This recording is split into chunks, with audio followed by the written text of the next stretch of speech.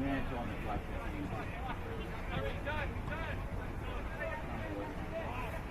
Tony. All right. How are you? You in the middle? I am, mate, yeah. What? How's things been going for you? All right, mate. All right. Surviving?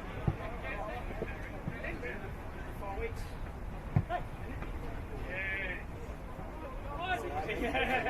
Yeah, I'd like to think it was always going to be Olympia.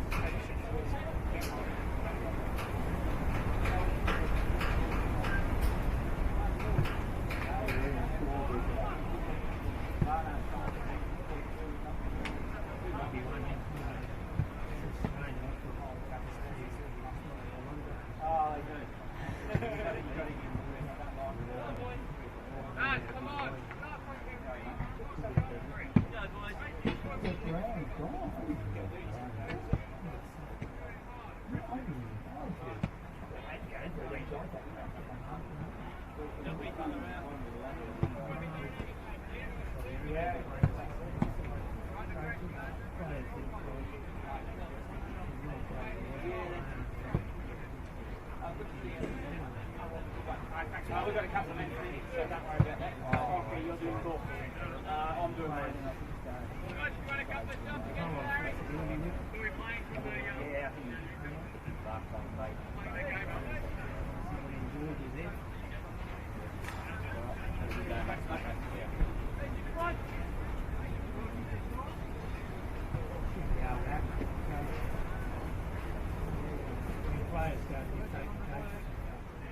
Oh, where you are.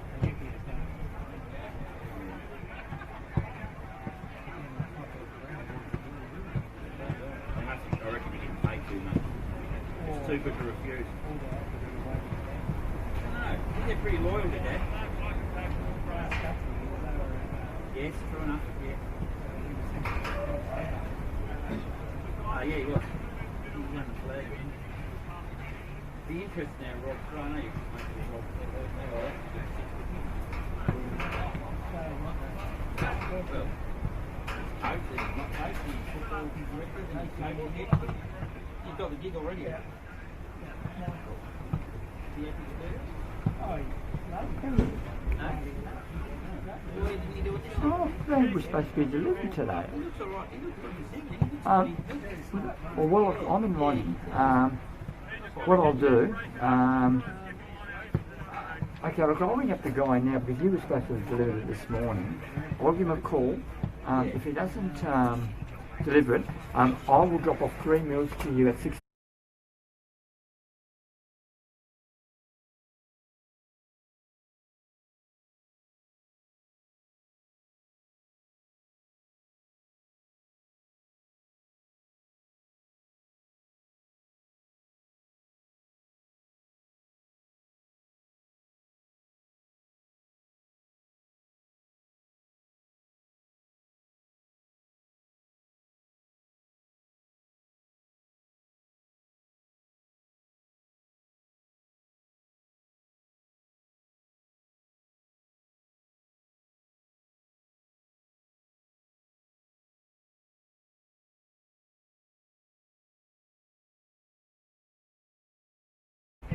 Michael. It's actually been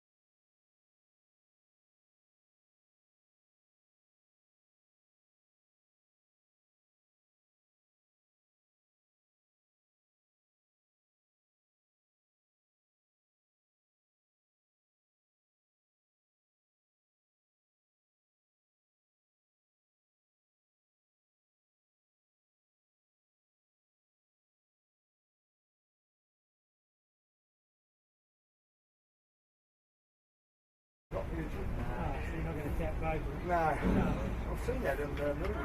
Yeah, I know, it always looks better in the At least your wife to be can be comfortable. You're not going to knock another one. That's a good for family relations.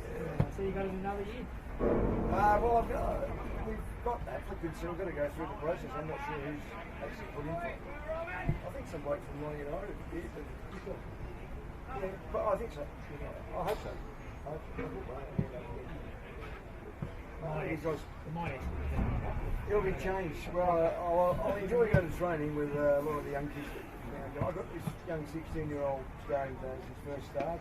We're going to get injuries and but it's going to be. I'll enjoy the that way. All kids are good. Yeah, that's true. Hey, Michael. I am in line. Because he's a Saturday. He's got no food. He normally gets it on Friday, but he's got no food. So what I'll do is I'm in line in the hospital. I'll take him one meal, and if Belinda can give him 2 meals. Oh, yeah, even if you won't be able to do that. We might be able to do 3 or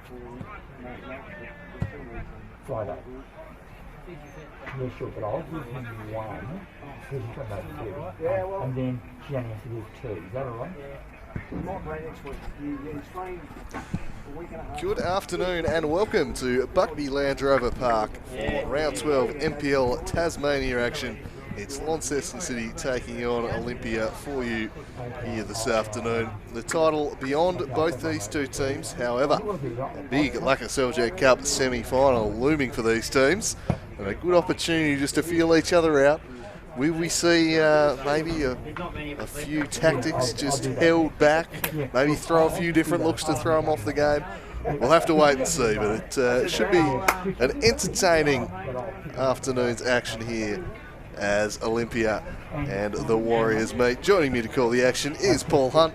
Lovely day in Launceston for this one, Paul. Delightful day in Launceston, and a real carnival of football up there in Launceston. Obviously the Launceston Tournament Junior Weekend tournament on there. The old Marno Cup used to be a favourite of my playing days up there, the old trip to Launceston, but now onto the big boys down at Buckby Land Rover Park, and Launceston City with the opportunity to potentially get off the bottom of the table. We've spent all season saying they're the best worst team in this iteration of the State League anyway, and they'll be looking for a win on home soil against a Warriors outfit who really do have all eyes on that Launceston Cup. That's going to be their main aim for the rest of the season. Obviously wouldn't mind getting up towards third in the NPL ladder, but I do think they'd rather the cup run at this stage at what is a gorgeous afternoon in Launceston. Plenty of rain around Tasmania this entire weekend, but the pitch holding up relatively well, and yeah, as you mentioned, there's a few different layers to this matchup here, so I think it's one worth watching.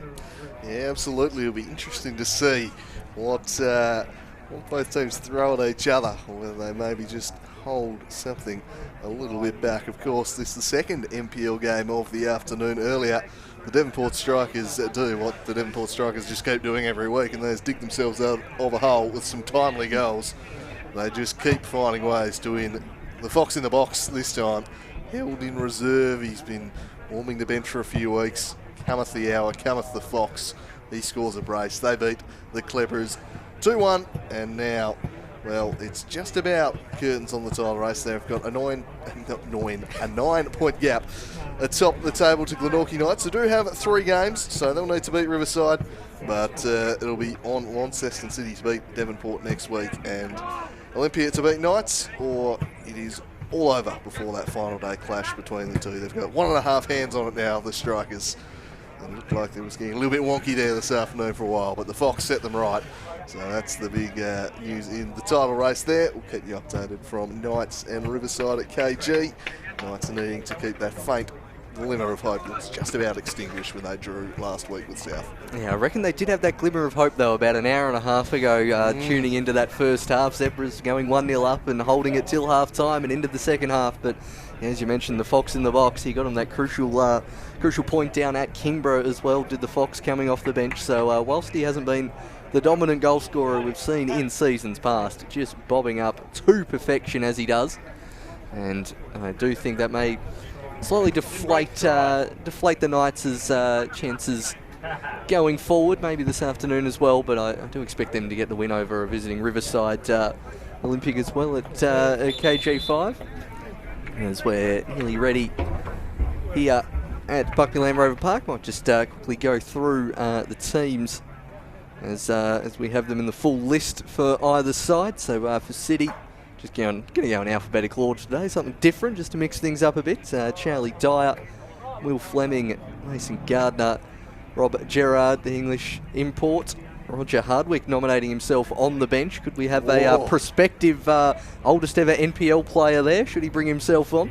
James Hawes, Jacob Horton, different goalkeeper this week for City, their third of the season in Ari Johnson, with Lockie Clark getting a red card in the 93rd minute last week in the Lonnie Derby. Jared Linger, Lindsay Millington, Yasin Mohammadi, Matty O returning from suspension.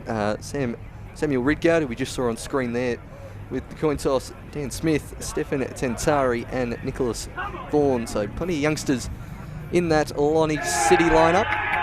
And for the Warriors, much more familiar to those used to our commentated games here, the Brown brothers, Ben Curtis, the French-Australian Luke Farrell, Adam Gorry, Lucas Hill, Anthony Mamich, Nick Mearns. We'll see if he's back up top again like he has been the last couple of weeks. Kobe Moskagiannis, Joseph Morarabu, Darby Randall in goal, James Ross, the backup keeper, Ewan Sloan, Jake Vandermeer and Austin Yost rounding up that lineup with referee Tony Pert in screen there, who I hope's got his sunscreen on this afternoon.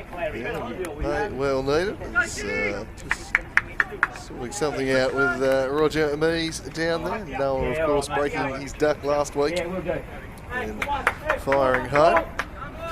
That's well, just a problem with the goal netting, perhaps. Just further delaying the kick-off here this evening at Buckby Land Rover Park. It's a wonderful day for football. We appear to be all in order now and ready to go. As Austin Yost perhaps leading the line. He knocks it back to Mearns. A start for Mamich as well, as they look to give some younger players a bit of a go late in the year. And of course, so much of this is just prep for that big Lacquer Cup semi-final coming up. If they can spy some chinks in the armour potentially. So that one will be at Warrior Park, which favours the visitors here today. This one's thrown down the line. The direction, the ever dangerous Rob Gerard. He's been a real creative type for them this year. This one's headed away, however. Picked up by Austin Yost, who looks to just put this out in front of Mamich to go chase. And Jared Linger out in front of him to deal with it quite as he would have liked. Although in the end recovers it nicely and wins the throw. Yeah, doing nicely there as the wind's still pretty strong around the ground. And you can tell by the corner flag there with its nice lean on as Matty O kicks that one out of play. They seem slightly incredulous of that, but that didn't appear to touch the Warriors player. Obviously the last result between these two sides in the NPL earlier, a 2-1 victory to the Warriors out at Warrior Park as Yost turning on the ball, low cross, first touching goal for Ari Johnson. Part of this Lonnie City side, who big youth program coming up through there. We've seen a few of his on-field teammates make the progression into the starting lineup, the likes of Thorne and Hawes. And now in goal from their all-conquering under-18s team last year, as the switch of play finds Gorry. Back to Callum Brown. Yost and Mearns both occupying pretty forward positions, and looks like Luke Farrell is playing at left back as well. We saw him there a few times with South Hobart, but not really seen him there since he's made the switch to the Warriors this year. Darby Randall gets it towards Vandermeer, who bombs it long. Oh, dispossessed. And now Yost going the return ball to Mearns. He's only got one player up ahead. Mearns going to the byline, just getting the cross in, but the low dribbler falling comfortably towards Johnson. I mentioned Lonnie City's third goalkeeper so far for the season. Test of depth for the side as Mamich gets it towards Warabu making the start.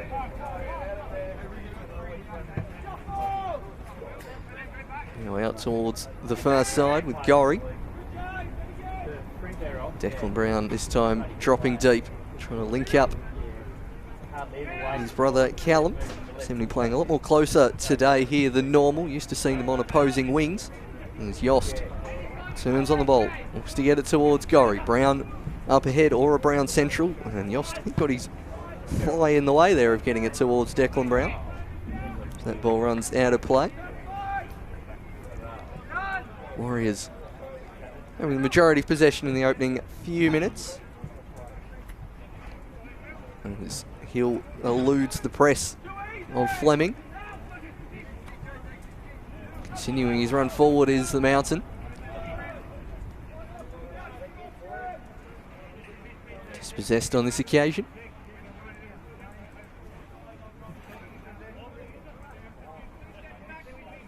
Mohammadi as well, in and out of the lineup so far this year, will take the throw in.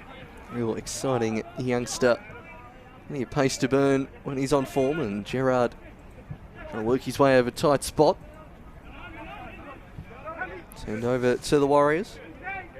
And here's a real mixed match Warriors lineup compared to what we're used to, so maybe slowly holding some cards closer to their chest as Gorry goes straight into the back of Mohammadi. Yeah, probably a combination of that, wanting to give some younger players a bit of a start, similar to what City have done with hopes of a title sealed out. Might as well blood some of the youngsters, see what they've got. A great opportunity for Mamich, and Austin Yost has revelled in the additional starting time he's got over the last month or so. He's starting to find his feet at this level as Gerard goes down the wing and brought back for a free kick, is it? Probably an advantage there for Rob Gerard, I would have thought. He seemed to be taking it quite nicely. I mean, it wasn't an optimal situation, but he made it work. But Mohammadi might come and whip in a free kick. See if he can find the likes of Gerard, Millington, Samuel Ridgard. They've got some good aerial talent in this lineup, the Warriors. So Mohammadi sends it in. That's poor delivery though. Far too easily dealt with. Brown just able to swing that one away. Linger will retreat back to Johnson. As you mentioned, the third keeper used by City this season, following Clark's late red card last week, or fourth, I suppose, if we want to be technical and include Rob Gerard, which I suppose we must, as this one's played forward, towed out into space, brought down by the ever-dangerous Samuel Ridgard. It's a pity he's had some injury problems, because when he's been on the pitch, he's been one of the very best players in the league this year, Samuel Ridgard. Scores goals, strong in the challenge, he's everything you'd want in a captain.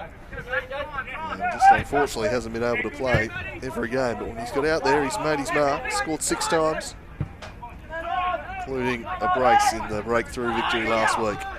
Here's Mamich, dancing inside, and gives it to the Mountain, Lucas Hill.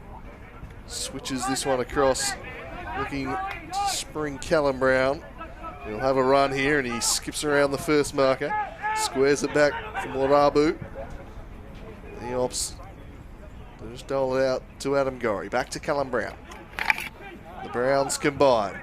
It's broken up, and City will look to repel Fleming. Knocking it back in there for Dyer. Passed back in the Fleming direction. A tough one for him. Another good thing about Ridgard as well, very open with the media up there. He's constantly in the Examiner doing interviews with Rob Shaw about a variety of things, and saw him doing an impromptu quiz up there in preparation for the Lonnie Derby last week. So do like an import who's pretty available with the media. And Rob Shaw does a wonderful job with the Northern teams, with the NPL coverage, must be said. Some fantastic coverage up there, and yeah, it's good to hear from Ridgard talking through his time here, leading Launceston City. Not sure if we'll see him again next season or not, but hopefully we do, as Farrell just chips in a dangerous little ball to the back stick, and it's blazed over by Callum Brown. Well, a glorious chance goes begging in the end for Brown. He's the type of player who normally hits them, but put it over the bar. Doesn't usually need a shot or two to get his eye in, Brown. Usually very good from that sort of area. I would expect that one to ripple into the back of the net. Obviously saw him Brown rattle the crossbar and have a few chances last week as well. First real chance of the game falls to the Warriors.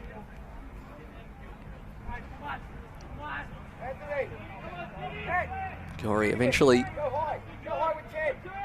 getting the ball and throwing it in to Brown. And towards Mamich.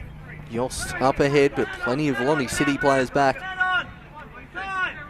Now Ling up.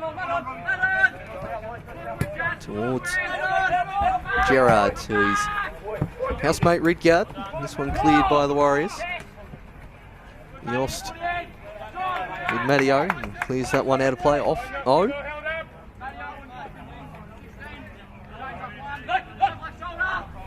Farrell strides forward to take. Yost holding the ball up well, nearly getting it towards Mamich. His battle with Linger shaping up as a crucial one here, the two number 10s. Linger obviously moving a bit further into defence this year compared to what we've seen him, but holding down that right back spot well as now Mearns goes towards the byline, crosses this one centrally, cleared by City. This time Ridgard tracking back. Certainly got the height advantage over Mamich, but just hits it straight to Farrell. Well, towards the back stick, but no one home, and Dyer plenty of time to choose a pass. Goes back to Mohammadi. Mohammadi's just playing a bit deeper here today to try to combat the pace of Brown. You usually see him up at left wing, but that looks like Dyer's pressing up ahead with Mohammadi back. Yeah, Dyer, Mohammadi, Linger, they've got a bit of pace who can track back and watch those wide runs from the Brown boys. We saw in full force against South Hobart a couple of weeks back, just how devastating that duo can be on their day. Mearns with a little nutmeg. Farrell knocks it back. I think Mearns wanted a free kick there as well, judging by that body language. Yeah, I think he would have taken that. As Loic just knocks it back to Darby Randall. Super League action earlier today, a 2-1 win for Ulverston over South Hobart. Senior football scores. Morabu sends it for Yost. Flicked into Linger and just blasted it back into Yost. Now Mamich.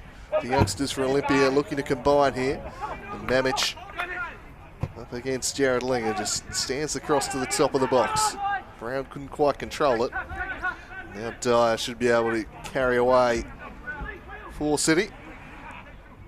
No real chances for City early on. Olympia with a good chance going begging from Callum Brown. Morabu just miscontrols a fraction. Able to bring it back under his spell. Hill and Brown combined, back to Morabu. Into the bullseye as Brown switches it out for Mamich. Forced to retreat by Linger. Working back in defence was Ridgard. And wins the throw for his side. Really is quite a pronounced slope at Buckby Land Rover Park here. We do love a slope at all NPL grounds. Obviously Lightwood Park down to the corner, Darcy Street, and then KG5 as well. But I gotta say, yeah, and Wentworth as well, down towards the beach. It's pretty much all of them bar Warrior Park, really. Windsor as well, known for a bit of flood. Yeah, Windsor and Warriors, I don't think there's a natural slope there. So could be wrong. It's just, you really notice it from the decent vantage point we have up at Buckby Land Rover Park. So it's a nice little dink ball there from the mountain, but going out of play for a goal kick. It's not quite the weather for the fire pits at the Italian club at the back today. The mid-October, just slightly nicer than the mid-July 4:30 kickoff, I think. Not quite as tough on the players or spectators for that matter. It's normally a fairly cold, icy venue, as look for all the few words to say, but absolutely perfect day for football. And, you'll get that mid-October. Fantastic conditions for a twilight kickoff. Lovely evening to come down to Buckby Park and watch some football. And the hosts will be hoping to string together consecutive victories. So they win the ball back now. Dyer sends it down the line looking for Gerard. Couldn't quite make that work. Morabu floating one forwards. Mamich looking to steal in behind. From the angle, Mamich gets his shot away, but Johnson had his angles covered nicely. Makes a good first save there. Just good to get an early save, a feel for the ball. A young keeper on your debut at NPL level, that's what you want. Don't want to be kind of waiting half an hour for the first action. Good height for the keeper as well. Not the tallest is Ari Johnson, just nice and at head height. Easy one to palm away, and he may be called into action again as Mearns with the lovely through ball. 2 Browns going at it, but offside. The flag goes up. Looking at each other. Definitely coming from the far side there. Callum Brown being adjudged as offside. But yeah, don't see too many people at Buckby in shorts on those 4:30 July kickoffs, that's for sure, unlike behind the goal there as Johnson makes that one clear, but just falls as far as Gorry. Well, there was a shirt grab by Dyer, and the referee Tony Pert sees that one as well.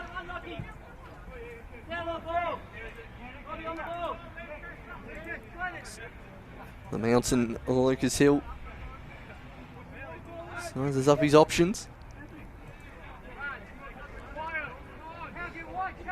He's determined to go long here. Is the Mountain. Eventually gets it forward. Ridgard controlling that one well back to Linger, who's, because of the bounce, just forced to pump it up, but it's good ball towards Rob Gerard, shaping up against Jake Vandermeer. Gerard looking for a teammate in the middle there, but not happening on this occasion. Linger just keeping that one in. Mamich not playing to the whistle. 2 referees in pretty good position there to judge that one. Don't think it went out of play. Millington turning sharply. Now Gerard. Now towards Ridgard. 2 waiting in the box for City. It's Ridgard going towards Sanctuary, but no one home. And Gorry coming across. He put it on the penalty spot like you're instructed to there, Ridgard. Just no one home. No one there to apply the finishing touch as Mamich tries to drive past a couple. Farrell back down for Marabu. In midfield, he sends a raking ball in the direction of Brown, who turns inside onto his favourite left foot and then just dinks one over the top. And probably got a little too under that in the end. Springs it all the way through to Ari Johnson as we reach the quarter of an hour mark. Linger punches this one down, looking to give Gerard a chance to compete. Vandermeer stride for stride with him. Physically strong players there matched up on each other. Luke Farrell. Rolled it towards Mamich. Linger again on his opposite number. And a running battle going between those two early on. The Warriors look to feed young Mamich. Morabu left alone by Declan Brown. Adam Gorry, who's a couple of weeks Adam Gorry, starting to get back to his very best form. Nice build-up, broken up by City here. Morabu heads it down. And after that one is Mearns, and he's centre tumbling by Dyer. And a free kick going the Warriors' way. Yeah, it looks like Morabu's playing the deepest of the Warriors midfielders here today. We usually see him, particularly when he comes off the bench, he's up to more attacking position, and especially with Mearns in the side, you'd usually expect him to see there. It's a bit more tinkering from Rob Clark and Alex Holmes here this afternoon. Maybe just sensing a way to get through the City defence as Gorry whips this one near post, bounces twice, eventually cleared by Millington, and then adds a little bit of distance. That one's left short by Gorry. Dyer intercepting. Gerard going the big heave-ho is Gerard. And not quite his best impression of a halfway David Beckham-esque strike there, falling harmlessly wide. Randall with his first goal kick of the game so far. That's how little we've seen it up that far end of the pitch. Farrell. Now Randall, Dyer. Pressing from the front as the Mountain strides forward. Hill. Good use of the body there from Brown, who eventually volleys it, but maybe a little too forceful there. Didn't think there was too much wrong with that one there from Brown. Yeah, I think maybe it must have been the offside flag. I find it hard to believe that Mr. Peart would be calling that. Doesn't normally mind a bit of contact. He normally lets them go a bit. I suspect he might have just strayed a little there, Brown. I think I saw a glance over to the linesman. It's 0-0 the score. 18 minutes tick by, still scoreless at KG5 as well in the match between Knights and Riverside, as Matty O drives that one straight to the scone of Nick Mearns. It's a touch for a Jared Linger throw. But got a hard head, Nick Mearns, because we're calling for a new ball, so that has gone a fair distance. Clearly ended up well behind on Buckby Land Rover Park number 2. Under the trees. There's Ridgard trying to turn around Farrell.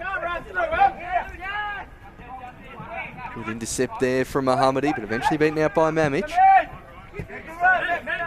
Mearns plenty of time to size up a pass. Out to Gorry. There's Charlie Dyer for company. Warriors keeping possession well in this first half. Chip ball looking for Mamic. Mohammadi volleys it to himself and gets a bit more distance on that clearance. Gorry's ball to the feet of Yost. Millington doing well to get a towing. Experienced centre-back from Lonnie City. Himself, Rickard and Gerard certainly contributing the most to the an increase in average age in the City lineup. The rest of them, not too many others with experience as Vandermeer goes forward. That one's taken a bobble and took a bobble in front of the keeper, but Harry Johnson getting his body behind it. I do think, though, Lonnie City will be relatively content to long-distance shots from Jake Mandevey if, for the next 70 minutes. Yeah, not the most optimal avenue to go, I would have thought, but maybe a clever move there from Vandermeer, trying to roll along the deck as Mamic now drives, and that'll help. Mamic drives it home. That's how you find the back of the net. He's off and running with the first NPL Tasmania goal. Now some room at the back stick. He drives it home, and the Warriors take the lead inside the first 20. Yeah, from that loose clearance by City, as the Francis Callan Horn gets to go up at Buckby Land Rover Park on its travels, but that's a good solid finish at the near post from Mamic. Hit that with plenty of power, and was a bit of a loose turnover from City. They looked pretty solid in defence, only really allowing one shot on target prior to this. But their defence has been breached. It's 1-0 to the Warriors. All uphill for the home side as they get back underway through Gerard. Ridgard wants to play the 1-2 with his countryman. Morarabu coming across. And eventually runs out of real estate. Does the Englishman.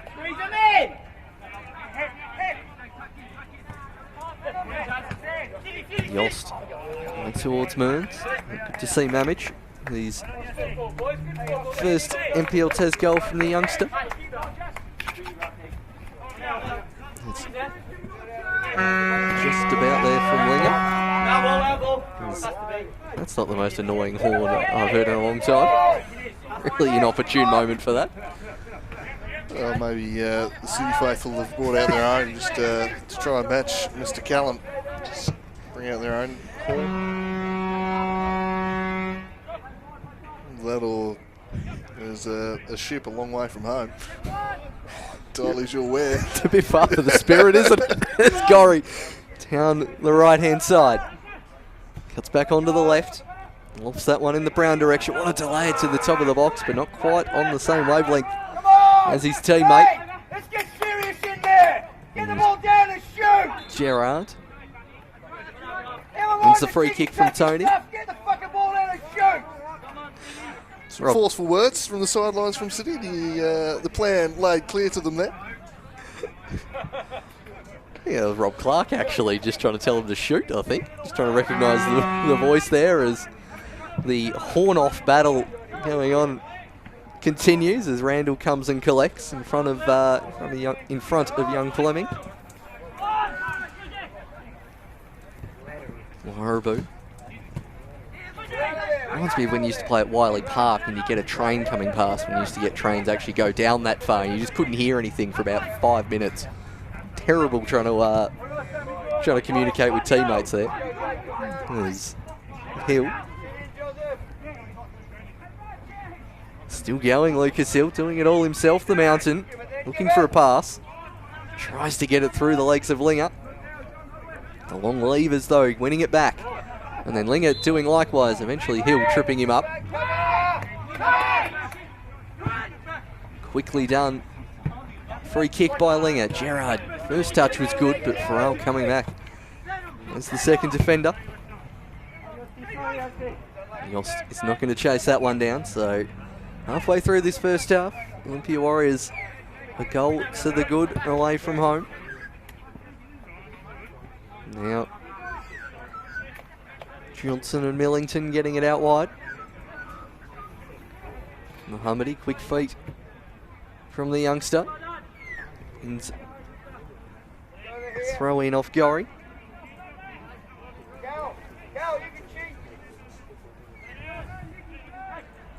Now, Thorne. They've been playing the ball too centrally, Lonnie City, and that's cool. Nick Thorne's name a great deal, neither with Hawes, but he plays a lovely ball out to Ridgard. As well to skin Loic Farrell. Does Ridgard. Back inside to Gerard. Good run coming from the far side. Ridgard as well getting in there. It's Fleming. Time to fashion a cross. Lofts that one towards the back post and clattered after heading that one was Adam Gorry. And that will relieve the pressure on the Warriors' defence.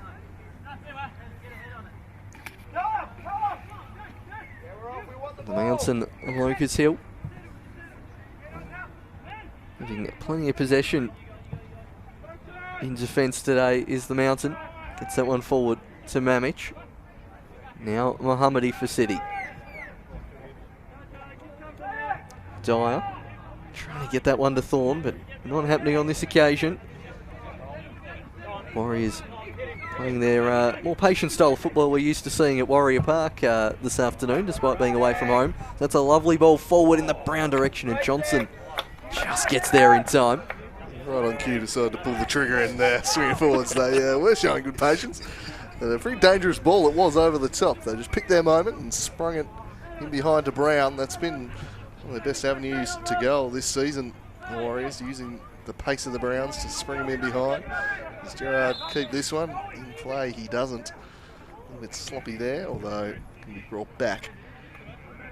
Will be City's ball. 25 minutes tick by here. Still scoreless at KG5.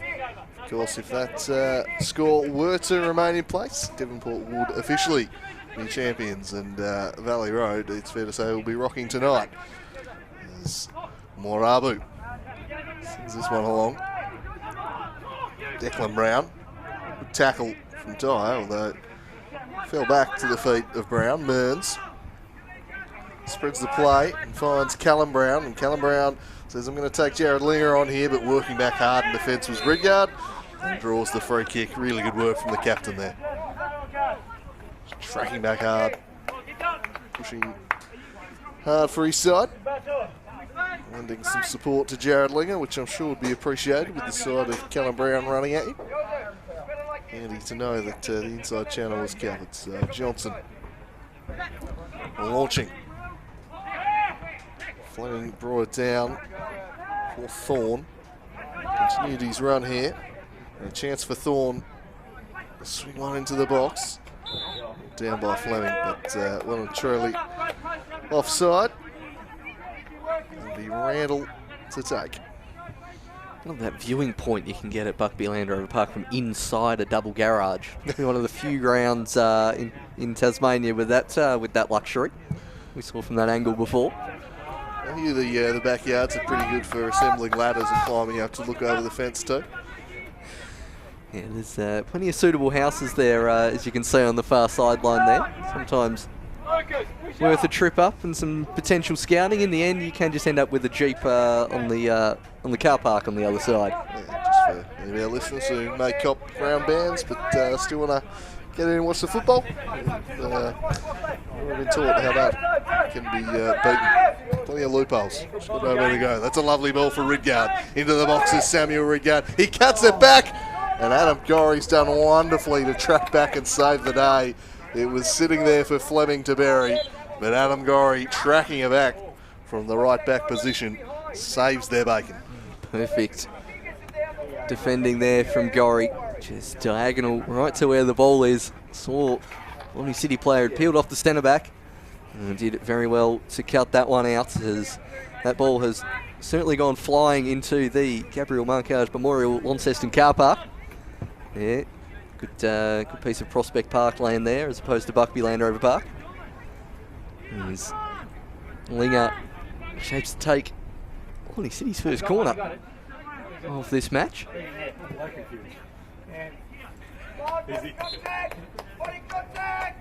It's Linger. Low ball to the top of the box, pinballing around Mearns. Challenge there from Millington, no foul given. Linger will have another chance. Lofts this one towards the back post. Gorry heads that one clear, but Ridgard comes across to collect. Keeps possession for City. Mohammedy's cross getting caught up in the wind there a bit, just falling to the top of the box, and Mawarabu clearing before a wasteful pass forward. We'll see the Warriors win possession back. Hill calmly turning away from Fleming. Lofting that crossfield ball in the direction of Callum Brown. Linger, cheap turnover towards Yost. Now it's Nick Mearns with time to shoot. Mearns scuffs the shot. And eventually coming across the clear is the Linger, conceding the corner, but don't think that one had the power or direction on it that Mearns was after. No, didn't catch it at all right there, Mearns. Take the kindest bounce for him, bit of a bobble on slightly worn Buckby Park pitch. But certainly didn't collect it as he would have liked, and that just allowed Linger in to execute the block. I'm not sure who our man doing the stats is what he's counting his shots, but that feels a little bit high to me, Paul. I'm not convinced that's entirely correct. Anyway, Adam Gorry pens it in, flick back into the box. See defence will clear by Jared Linger. He looks up and waits for the runners to burst, and he found a good one in Ridgard. He took a horrible first touch straight into the path of Lucas Hill, but it's regathered by Gerard. He shifts it out wide with a clever ball from Mohammedy. Or Dyer even. He skips around one, and his cross is then shut down by Declan Brown. And he just runs out of play there. And it's going to be a Warriors throw-in. Half an hour gone here at Buckby Park. 1-0 lead in favour of the Warriors. Young Anthony Mamich with a first NPL Tasmania goal. Making the most of the starting opportunity here this evening. Ridgard turns it centrally, but broken up by the Warriors. Van der May. Great ball in behind for Mamich. Mamich squares it up. Jared Linger well positioned to see it away from Callum Brown. Charging through was Declan Brown. Fell to Mearns, worked it to Callum Brown. A classy finish from Callum Brown and a 2-0 lead for the Warriors. It was a nice move and well finished by their star wide man. Best move of the day from either side there, resulting in a goal for the Warriors. Cool, calm finish there from Callum Brown. Had plenty of goal to aim at. Johnson left stranded on the 1v1. And that puts the Warriors 2-0 advance as the air horn goes off once again on rival territory. Pretty good noise on that one from the far side of the ground. That is 2-0 to the Warriors and looking likely to jump, albeit temporarily, into third place on the NPL Tas ladder. Lonnie City on a real uphill climb ahead of them. It's Gerard. I've seen Ridgard get on the ball a fair bit in this game, not too much of Gerard. Lovely nutmeg there from Linger. Wins the foul. Couldn't do much else there, could Callum Brown. Lovely nutmeg from Jared Linger, showing off some of those skills honed in futsal.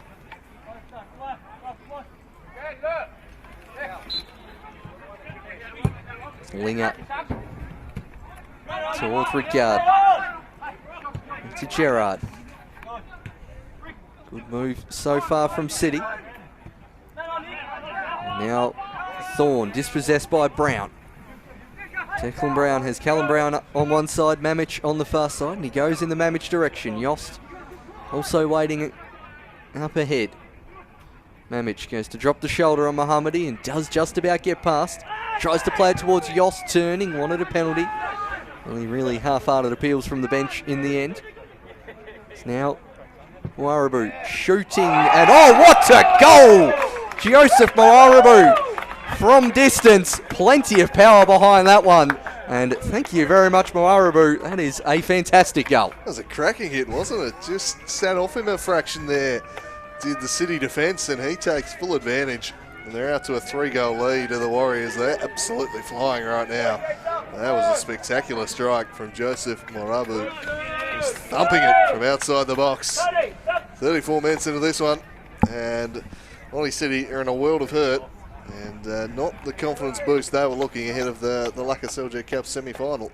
It's Olympia scoring the psychological points early on, and we've spoken many times about City, how whilst they've lost games, they've been competitive in all of them. They haven't been blown out this year, but this is on track for a big win, as Lucas Hill has just come off early. Kobe Moskogiannis will replace him, and I wonder if that's precautionary or whether he's done something there we've not picked up. Certainly didn't seem to be hobbling. I was complimenting on how much he was striding forward before from defence. Seemed to be doing okay, unless it was in that last phase of play there from the Mountains. So it could just be precautionary, or maybe the Warriors bench just wanting us to get nice and tongue-tied, with Moskogiannis being slightly more difficult to pronounce than Hill. Having a chat there with the physio. Here's the Mountain. Doesn't look in any particular discomfort, so we'll assume that's a precautionary measure. Obviously, Moskogiannis a defender by trade, so very much a like-for-like swap. Yeah, every chance they've gone 3-0. You might be struggling a little bit with something. Let's just go the cotton wool. We've got this game pretty well won. No need to have him playing a full 90 minutes out there. You've got to protect the aces, if you will, ahead of that big cup semi-final. You want to be having a fully fit squad come the end of the year. So, interesting. I mean, if the ban on dancing had been lifted in Tasmania, I reckon that could have been a precaution for Saturday night dancing there from Lucas Hill. Does like to bust a move, as now Ridgar looking to bust through the Warriors' defence, and he does, and the shot well saved from Randall. Getting a leg to it, the Warriors keeper. Now Brown on the counter-attack, not quite on the same wavelength as Yost. Ridgar doing very well to get past two. Getting a shot on target from Lonnie City. Probably the first one in real anger in the first 35 minutes. It's Thorne. Hall's wanting it, but instead goes back to Millington. Ridgard nearly getting one back for the home side, as now Dyer tries to turn around Gorry. There's Gerard in the centre. Turning. Looking that one out wide towards Dyer.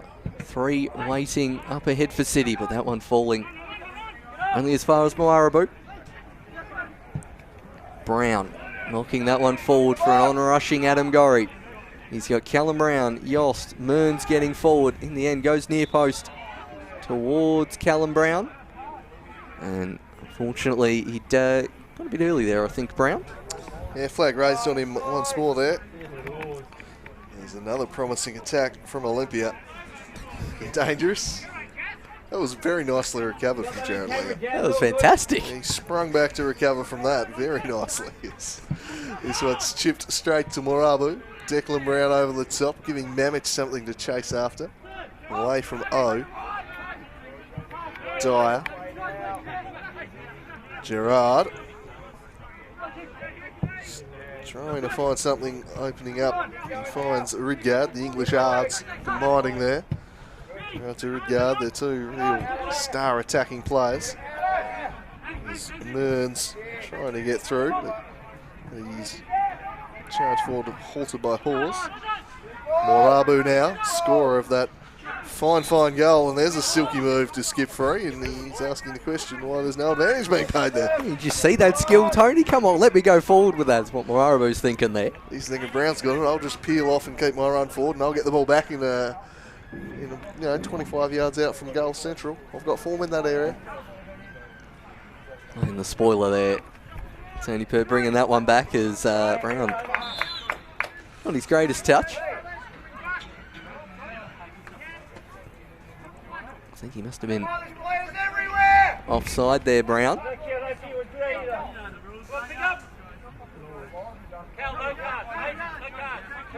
He's got a bit to say there, Callum Brown. Just being reminded from his bench to not get a card. Obviously, for City, I think both Ridgard and Gerrard are on 4 yellow cards for the season as well. And as that ball goes through towards Callum Brown, Yost waiting in the box instead, dinks it towards the back post, cleared by O, nearly fell for the Warriors in the end, and Dyer bringing that one down well. Now to Mohammadi. Cumulative suspension won't apply to the cup though, is worth noting. That would purely be for the league that it would be served in, so they don't have to worry about that. Otherwise, I would probably, as coach, be directing them both to pick up a booking here tonight. I was about to go on a nice Ramos, Mourinho, Madrid type situation there. That was just peak. Might say the word on air, but loved it. Look, I'll just say it was peak Mourinho. Oh, it was peak Jose. It was the time wasting, the procession of yellows.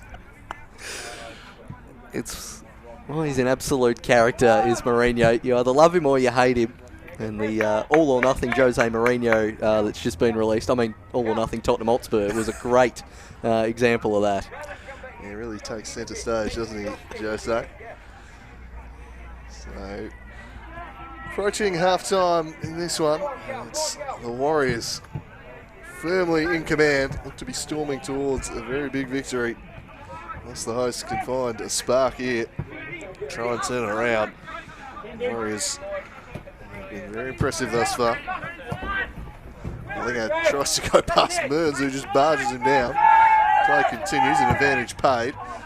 Hawes swinging ball out wide, looking to find Dyer, but he couldn't quite track it down.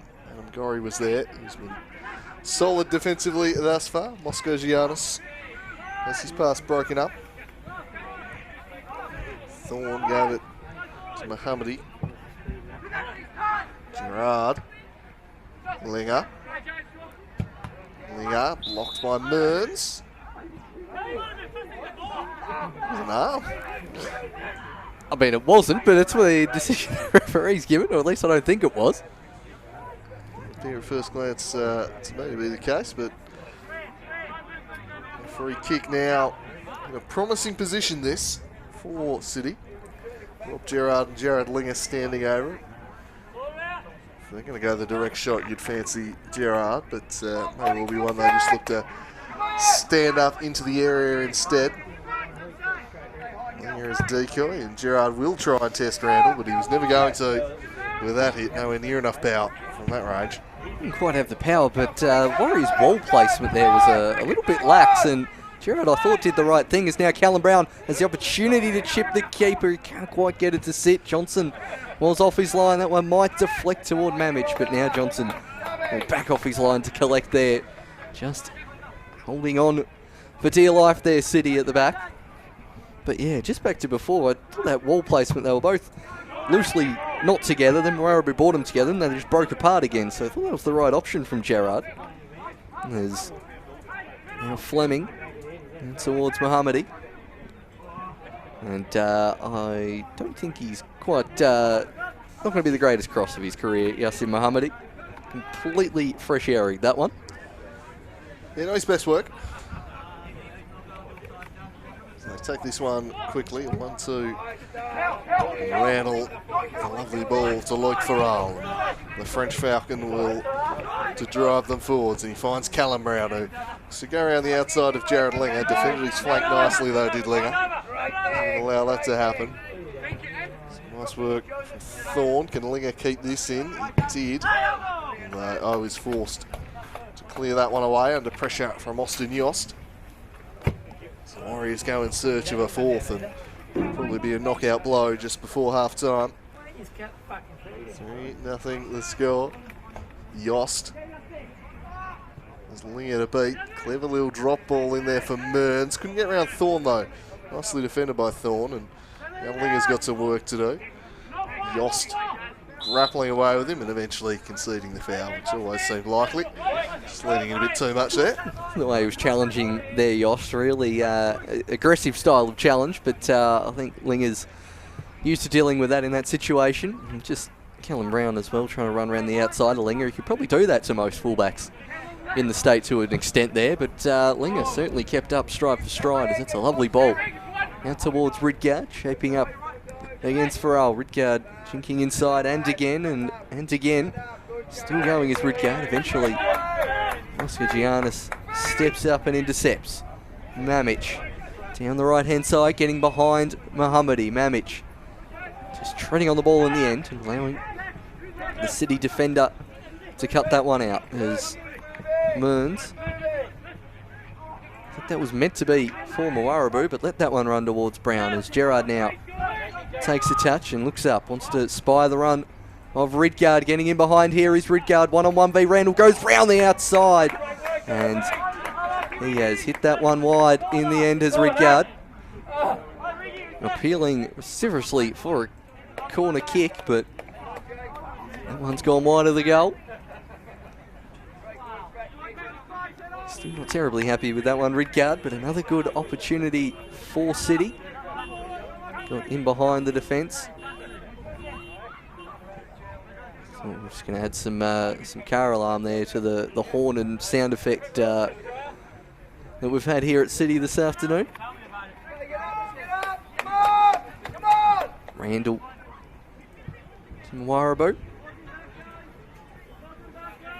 Declan Brown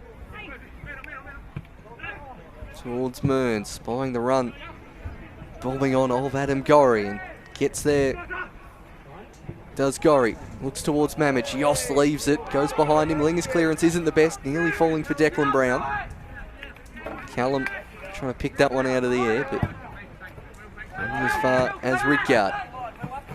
Gets it towards Fleming and does well to win the throw-in off Vandermeer as we go to half-time. A smidge early here at Buckby Land Rover Park. Olympia Warriors 3-0 to the good. Looked pretty convincing in possession and pretty clinical in front of goal. Yeah, I think our game clock was probably a few seconds behind at the start, and no additional time decided there by Tony Purdy. Says, let's head into the sheds. The Warriors 3 goals ahead. They're doing it pretty comfortably. So you've shown a few good signs. Ridgard had a great chance to pull one back just before the break there and tried to claim a Randall save, but just didn't hit the target when he needed to. Unlike Joseph Morabu, who absolutely unleashed that one. Boy, did he love it, and boy, should he. If that was a cracking goal, give his side a 3-goal buffer. Earlier, Callum Brown and Mamic hit the back of the net. It's going to take something pretty extraordinary here for a City side that hasn't exactly scored freely this season. I think the Warriors would be pretty content with that first half. Launceston, well, they just want to avoid getting blown out here. They could do some psychological damage ahead of a semi-final if they were really to get drubbed. Of course, that game coming up in a few weeks' time. But half-time at Buckby Park. It's the Olympia Warriors sitting pretty at KG5. It remains locked at 0-0 as the Knights need a goal there, or else it is officially curtains on the title race. Keep you updated with that one as we go. But we'll be back in around about 15 minutes' time with the second half here, and the Warriors are comfortably leading.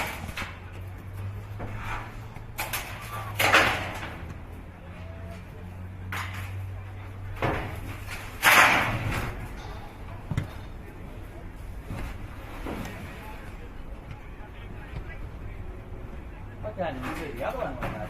It's their face.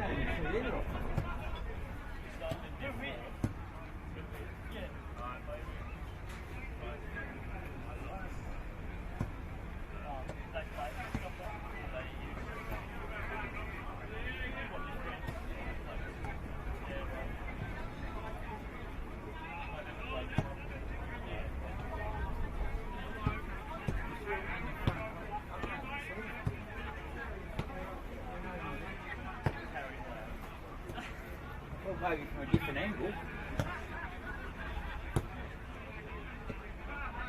Last time they went in there, we saw it pretty comfortably.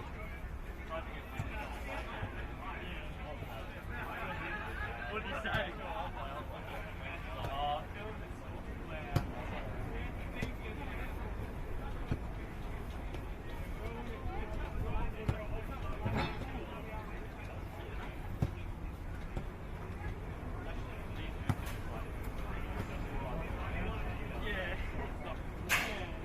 They're worth about the 150 bucks then.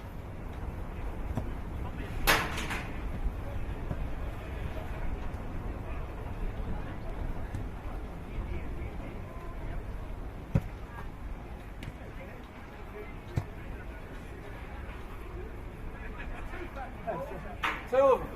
Yeah. They're 300 bucks up there, Seth. Yeah.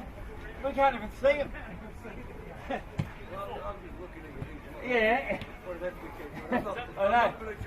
The worst thing is that the fucking camera's here, so we're trying to dodge that. Is it still up there? There's two of them.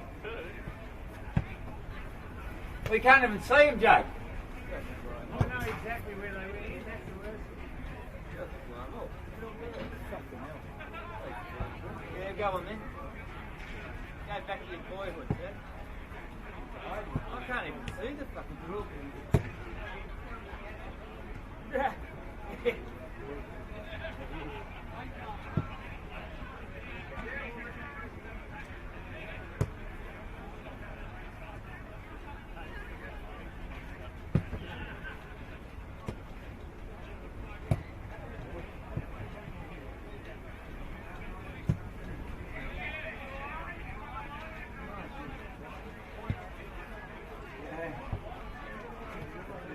That's my last drill, sir.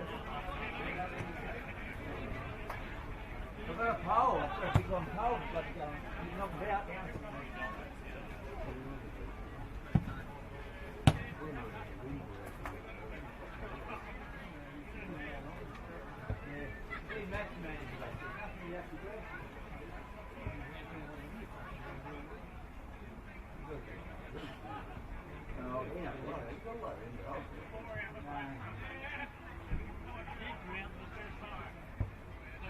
Oh, it could be a ladder. That might help to get on the roof, I suppose. Practically. I can get up on the roof, but I still can't see the bloody thing. Practically, yeah.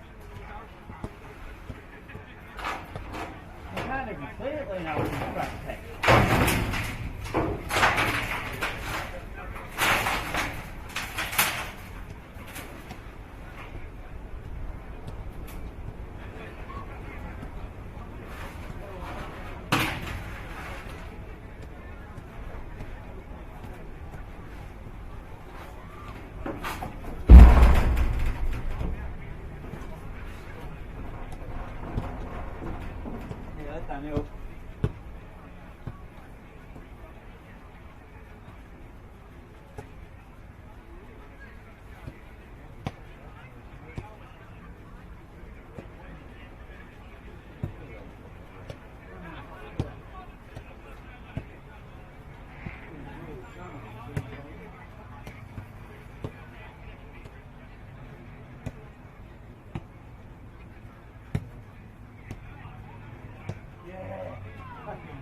Yeah, I couldn't believe it. Yeah, I couldn't believe it.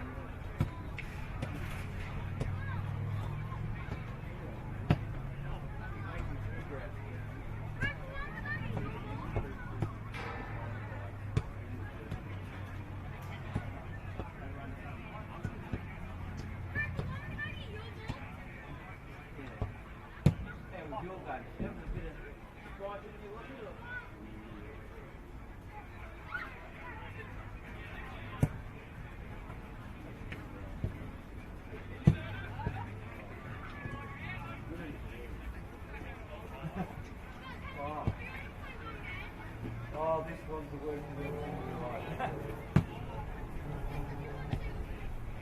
Is it really? For parents, you mean? Or big, big. Kids too.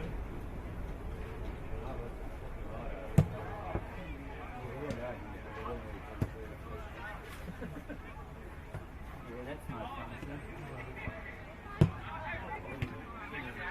Well, I'm not very clear you get to see them now. There's one part up. Yeah, yeah.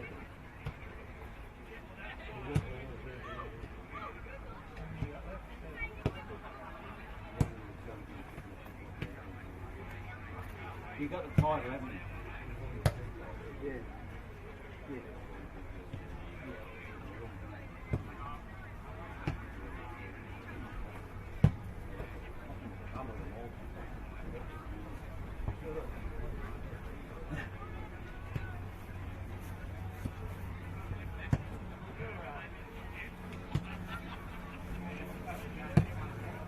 Well, there's spare ones. I'm going to see if it's Danny.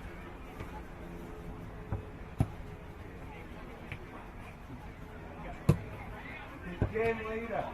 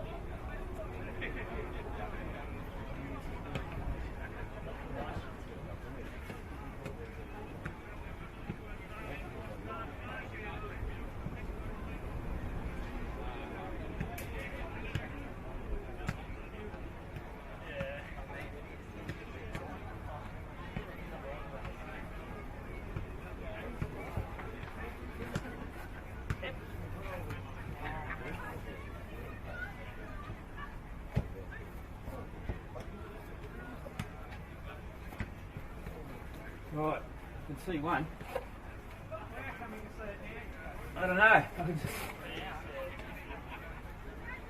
How come you couldn't see? You told me where it went in, now can't you?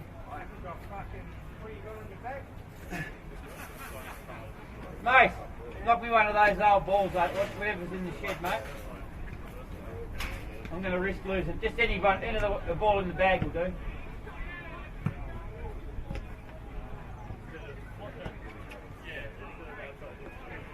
I've got to risk one to get a match ball back.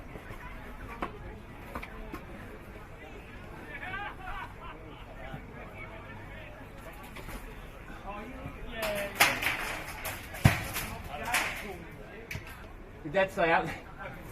Yeah, I can see that one. There's nothing worse than armchair critics, I'll tell you. I haven't got much leader on this.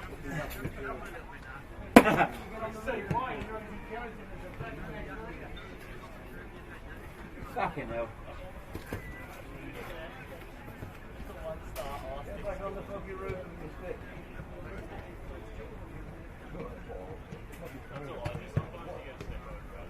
Oh, put another one up there. Yeah, put a fourth one up there. Go on.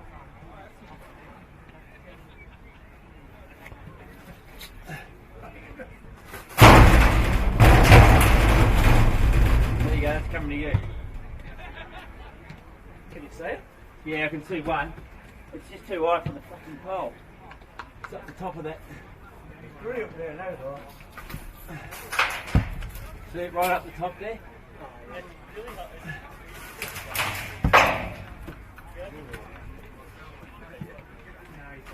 That's got it. Oh, that hit it too. That bloody hit it. If I was on, you have to turn the camera back on. No.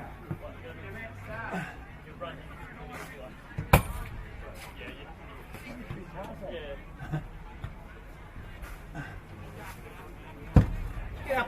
No, you shimmy up the tree, sir. It's been... I'll tell you what. I can see it every time it gets a nudge. I nearly stayed up there. We got a right arm off spinner. He's bringing another ball out with him. Oh, he's with it. Oh, that's not good. Fuck yeah.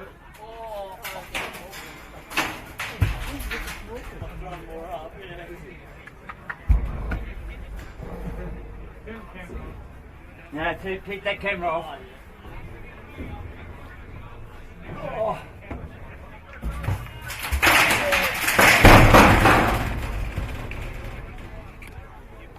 God. Yeah. Keep that camera off. Got any more new balls? Anyway? Hey? Haven't got any more new ones, Don't think so. Oh, that's bad. I ain't climbing no fucking. I haven't got fucking whatever he No. No one over there now. Oh, no. How stable is on that roof? Ah, Get Steph on top of the roof or something. send me.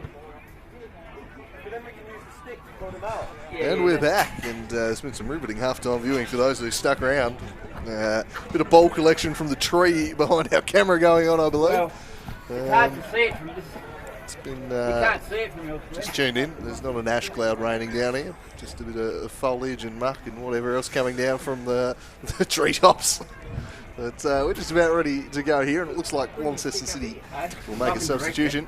Where is it? No, we're still going, trying to collect footballs, I think. Looks like Mason Gardner is set to be introduced. Oh, yeah. Keep going. Carnage around the media setup here in the middle of Buckby Land Rover Park. That's a bit grating on the ear. Clarky, get out of it. Yeah, to your right a bit more. Yeah. I love this competition. Peak NPL team there is this. Absolute peak NPL. You're not getting this, everyone watching the NPL New South Wales finals at the moment. You don't get this. Come on, you Mariners. I think the referee just doing the sub and also wondering what on earth is going on at his halfway line. There's Mason Gardner coming on.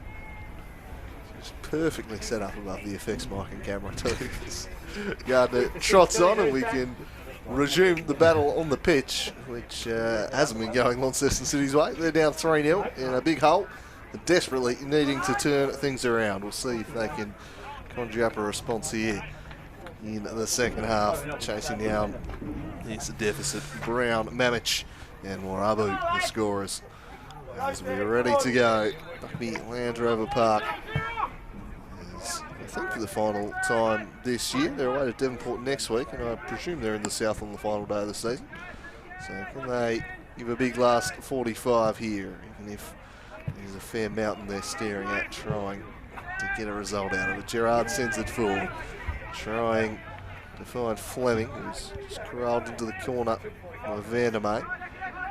Nick Mearns tracking back, playing a deeper midfield role. We're more used to him being in this week after the striking experiment was so successful against South Hobart. He's This one's picked up by Thorne. Chipped it back for the substitute there in Mason Gardner. This one won't quite stay in for Fleming. Both sides have made a change already in the first half for those just tuning in. Lucas the Mountain Hill coming off after about half an hour for Kobe Moscogiannis. We don't think there's anything seriously wrong with the Mountain. Maybe just precautionary, although the substitute who's been on for precisely 45 seconds now looks in a world of pain. There's Mason Gardner. Played that ball forward. It appears to have hit the deck subsequently. Right. Millington looking over.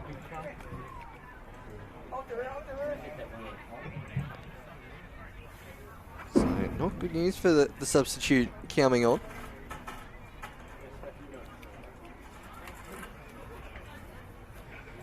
Millington sharing a joke there in the referee, Tony Pert.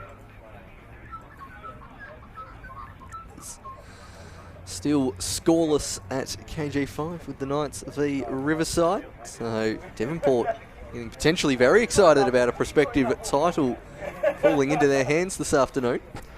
Yeah, 0-0 the score there as Riverside defending stoutly, and hopefully young Mason Gardner is all right, because it's going to be a pretty short appearance for him otherwise, having only just trotted onto the pitch.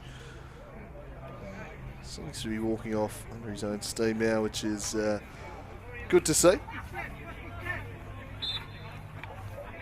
Just assessing the bench options for Cities. They'll continue to play with 10 men. Gerard rolling his defender and crossing that one right into the grateful arms of Darby Randall, whose quick throw releases Gorry. Steaming forward is Adam Gorry, has Yost up ahead, and Brown on the far side eventually goes in that direction. It's Mamich up against Linger. Mamich going for the look-away ball towards Declan Brown, but Linger cutting that one out. And now Ridgard beaten away by Farrell. Callum Brown in the box. Looks like Mason Gardner came on for Matty O at half-time. And he's back on the pitch, he's Gardner, but still looking a bit proppy as he looks to find a blue shirt to mark. Farrell offering short. There you go that direction as Gorry's ball whipped in centrally, crowded plays. Vandermeer on the turn and goes up and over from the centre back. Out for a goal kick. We've seen him pop up a few times in the 18-yard box. Here's Vandermeer, particularly from set pieces, but that one to no avail as Millington out towards Mohammadi as a looks inside towards Thorne. Doesn't seem to agree with that decision as Moarabu stays down, clutching at his mouth. An errant arm there, did Moarabu.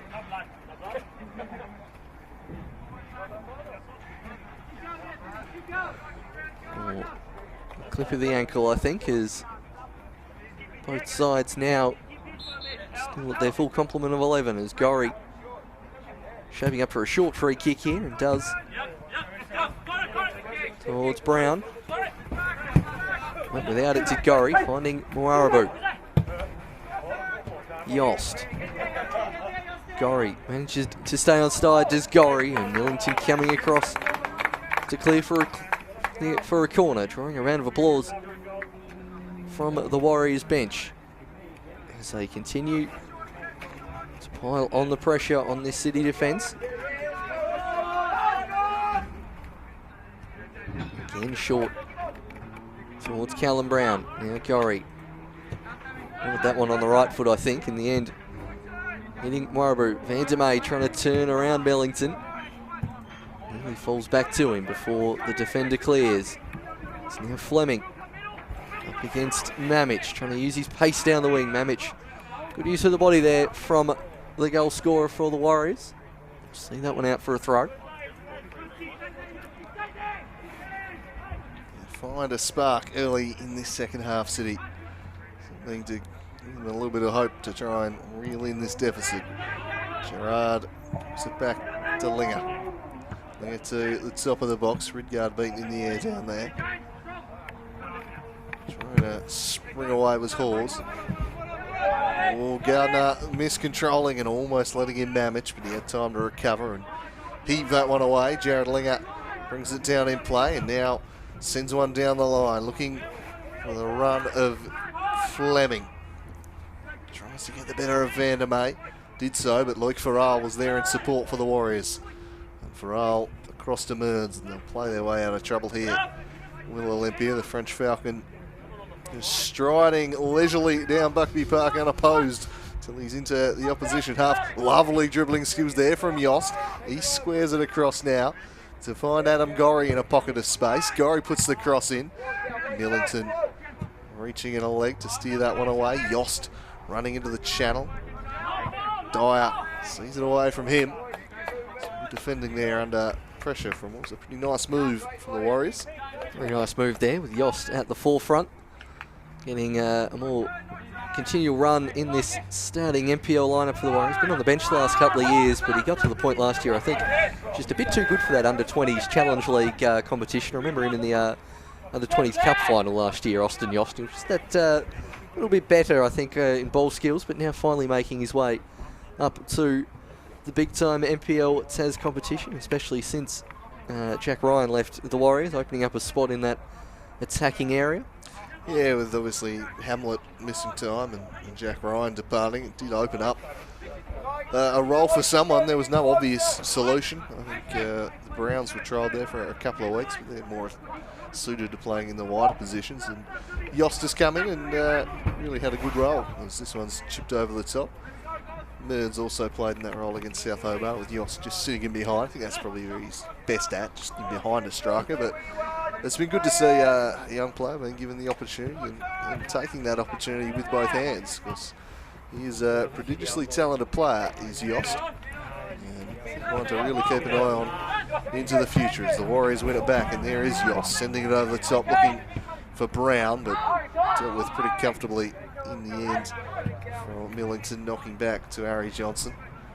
His ball, a fairly aimless one. Only Loic Farrell parked back there for the Warriors. So roll down a play. 3-0 the score, this one well within their keeping. Crucially, it's still 0-0 as we approach the hour mark at KG5. The title could well be settled here in the next 30 minutes. We'll keep you updated on that one. There's Mohammedi's pass into the feet of Gerard.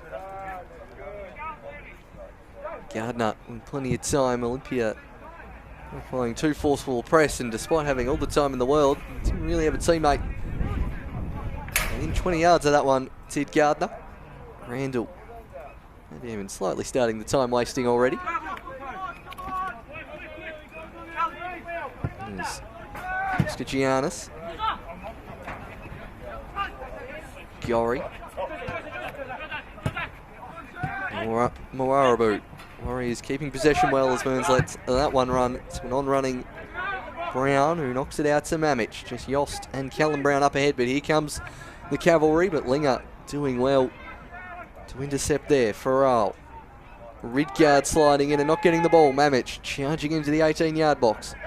Still going is Mamich, and in the end, not enough contact from behind and not a forceful enough pass. It's Loic Farrell. Dangerous ball. Johnson came and did a good job just to palm it away. Farrell's cross there. Read by the young keeper. It's Olympia in search of goal number 4 here. Search for a third place finish in the league this year, battling away with South Hobart and Kingborough for that position on the table. It's much between them, just a couple of points between the three sides as Brown slides this one through. Yost gets there before the keeper and he just held back the shot a little, just tried to place it, and that allowed the defence in, and City have escaped by the skin of their teeth. Wanted to sit the keeper down there, did Yost, but Gerard now coming up the other end, getting past one. Romp Gerard into the box. What a tackle there from Mawarabu. He can score belters from 30 yards and make goal-saving slide challenges. As we go back to Yost, he did sit the keeper down, but just didn't get a lot of pace on that shot in the end. And it was Millington clearing off the line. And again, Gerard did very well to get round Vandermeer, but the pace of the goal scorer, Mawarabu, cleaner challenges you'll see. It is one every defender at the club will be proud of there, as Mohammadi will take the corner kick. Going to be Linger on this occasion. Tall Timber forward as this one's driven towards the top of the box and falls right into the grateful arms of Declan Brown. He gets it forward to Yost. Yost gets around the other side of Linger, chooses not to keep going, and then wins a throw in. It's not the greatest corner of City, going straight to an opposition player who can launch the counter attack. As the kid there, still one of the few Manchester United fans who's a fan of Paul Pogba there in the car in front of the throw in there. Not amongst them, Paul. He's fine. He'll do. You need the national team version of it. I do need the national team, or the Juventus version for all those years in between when he left us as Ridgard. Knocks that one forward to Gerard. Again, sizing up against Moarabu. Can't get that past to Ridgard. There's Gardner. Can't get that ball forward. Linger will now have a go. Mamic steals that one off the toe of Jared Linger and trying to launch the counter attack is Mamic. Linger tracking back and getting a toe in. It's good recovery speed from the defender as Gardner's, of course, makes a nice dent in at least two cars' bonnets. The double doink. Look, I'd trade Pogba for Hummers. Oh, hands off, son. Hands off. He's spoken for. There's Gardner. Back to the keeper. It's a good-looking Premier League table at the moment, I must say. Nearly timely international break. Just while you lose all that momentum. Momentum's a myth, Paul. It's been disproven many times as Declan Brown works this one forward to Austin Yost. Bends it in behind for Callum Brown, who once again has been caught offside. He has been sprung by the flag a few times today here, Callum. It's one thing we don't usually see in NPL Tas is a real offside merchant. We don't get too many of them. Hammer Time Hamlet at South Hobart days was the last one I can really think of. But Callum Brown, he's trying to reintroduce that title into the NPL Tas today. It's Ridgard. Goes up against his opposing number 8. Can't get that ball towards Thorne. There's all three of those offsides definitely on Callum Brown. As Declan will pick the ball up. Lovely ball towards Callum Brown, checking if he's onside. He is. Rounds the keeper. It's Brown off the post. Well, I had my full monologue about that goal already there, and he's hit the post. No keeper there. There's Callum Brown. Oh boy. And I know we don't do miss of the season anymore, but that could be up there as Gerard tries to dink that one past two defenders. Declan clears. What a miss. Oh, he timed it under perfection this time. Gets it past the keeper. You think he's as certain here. Strokes it home. It looks right off the boot. And bang, right into the post. You put your house on Callum Brown dobbing that one. The City almost make them pay with a dangerous ball to Gerard at the back post. Or Ridgard, rather. But, yeah, rather inexplicable that was Brown. And, look, he said he's caught offside a few times. That's because he plays on the shoulder like that. And when he times his run to perfection, he's suddenly 15 yards off the defence. No one's catching him. That's how quick he is. But I don't think you can blame the slope for that one, Mr. Producer. That just should have been buried. No, he can try and use wind. He can try and use slope, sun, whatever excuse. I think he's just straight at the post there is Callum Brown. I'm sure he'll be eager to make amends for that one. Really want to get on the score sheet to fill in that gap where he should have 1 hour gone, so he's got half hour to do it. As Gerard shoots the ball away from Loic Farrell. Now Mohammadi. Millington. Under no real pressure The City defenders when they want to play the ball out the back. Linger. Kick that one straight to Farrell as soon as someone on his bench said don't give it away cheaply. Does win the throw-in.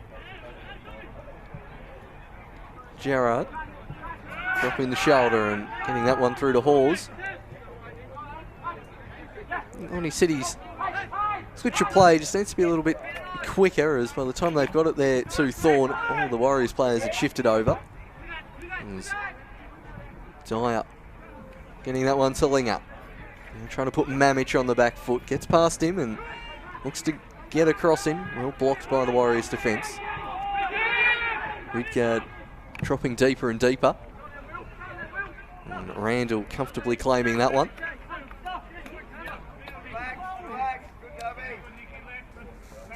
Darby Randall as we pass the hour mark here.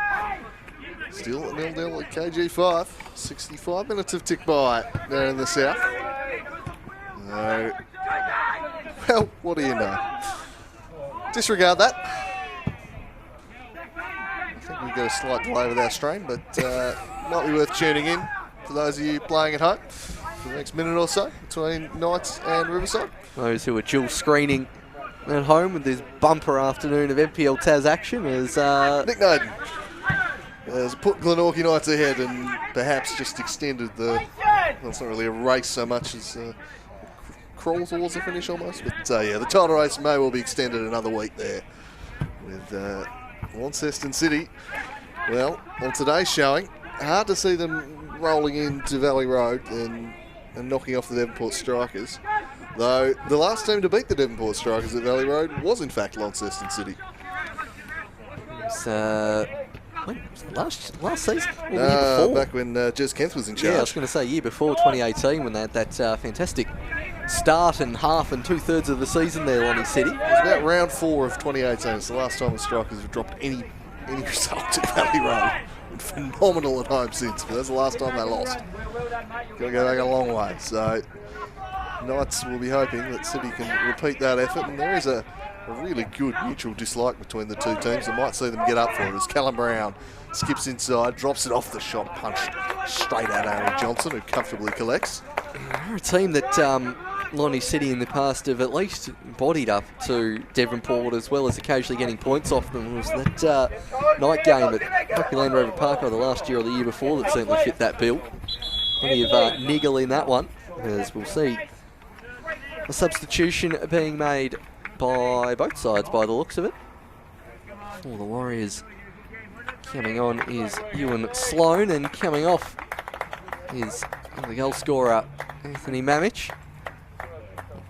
And coming, that's just Yassin Mohammadi in front there, looking to take the throw in. Thought they were making another sub there, Lonnie City. Of course, Launceston City beat Devonport this year, back before the league got underway, like a Seljuk Cup, round of 16, back when quite a different picture at Lonnie City.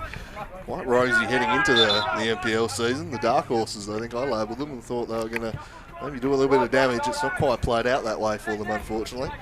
But they have beaten Devonport once this year. I think I had them 5th in the predictive ladder for the NPL Taz season, Lonnie City. Such was the hype after that win against Devonport, 1-0 in the Lake Seljuk Cup, knocking out one of the title favourites. Since then, it hasn't quite gone their way. Just not quite been able to bang the goals in. Obviously they've conceded a few. It hasn't been as porous, as leaky as we've seen other seasons from whoever's in last place. But just not being able to consistently hit the back of the net, I think. Ridgard, their leading scorer from midfield. And there's Gerard knocking that one forward. Now, Warraboo, Yost, keep playing out wide, but unfortunately that one's hit straight to Mohammadi. Quite some drama if Riverside were to get an equaliser at KG5. Hasn't been their happiest hunting ground over the past few seasons. And, most of their points in the NPL coming up at Windsor Park. But, even a draw would see the Strikers as champions, so you never know. It's Gardner Puts that one forward. Ridgard battling away, so is Thorne. Linger wanted the foul, not given, as Yost now turning, and speculative shot there from Johnson. And it's gone in. Oh, all the times for a glitch. Well, we'll have the raw footage of that one. That is just ill-timed. Here we go. The keeper scrambling back. And it has lobbed him. Well, sorry, Yosty. Technology can be a right pain sometimes.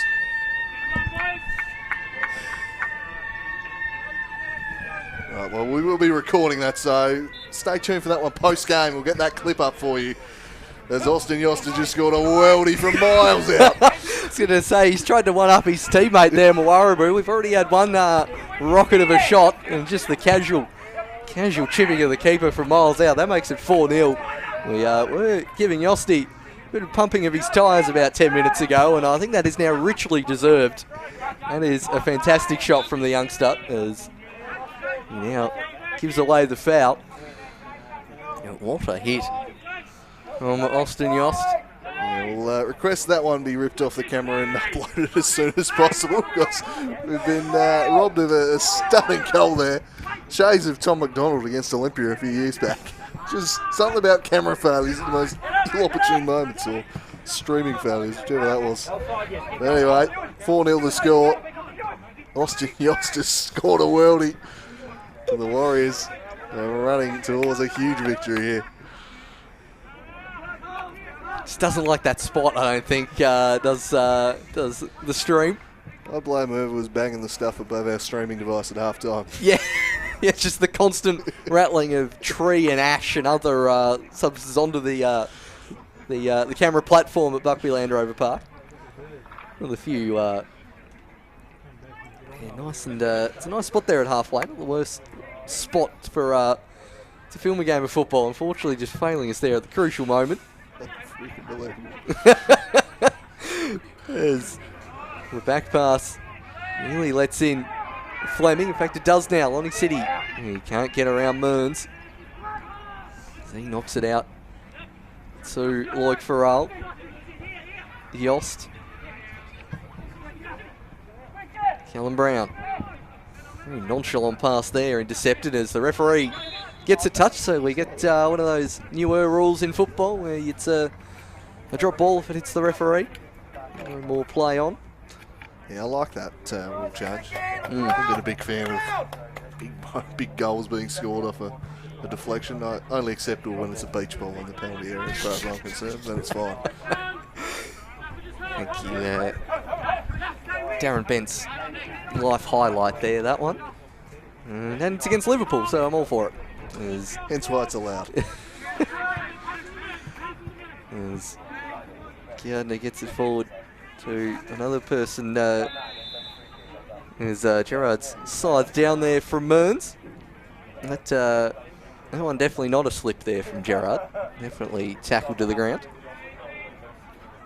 In terms of unfortunate events in Liverpool's Premier League life. That one goes forward.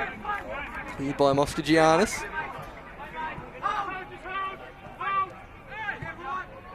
Gardner towards Millington. It's taking a right bobble in front of Mohammadi. Somebody sent it back a little short there. And forcing Millington to hit that one out of play.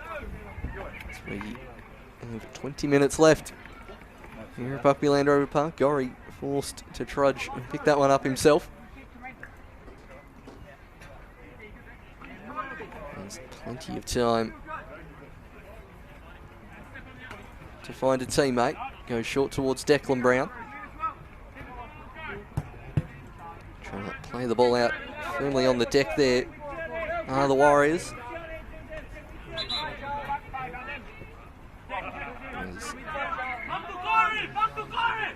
Giori gets it back. Knocks it forward towards Yost. Sloan being held back there from Mohammadi.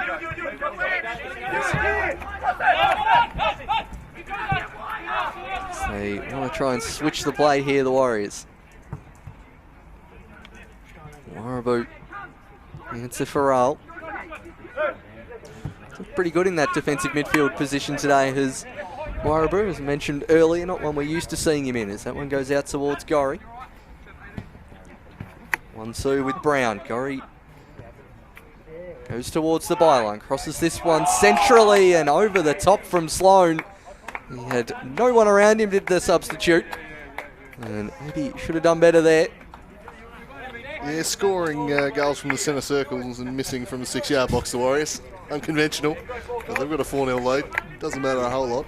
So who have you got for, presumably we actually get proper footage here, you got for goal of the year, Yost or McEwen for his bicycle? Oh. Put you on the spot. But, yeah, no, that's fine. I mean, I'm only...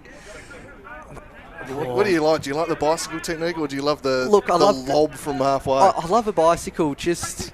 It was against Zebras, wasn't it? It was against his old team, but I love that extra bit of spice and the distance out as well. I'm probably still going to go Sunday, just. Full credit to Yosty, though, for that halfway goal.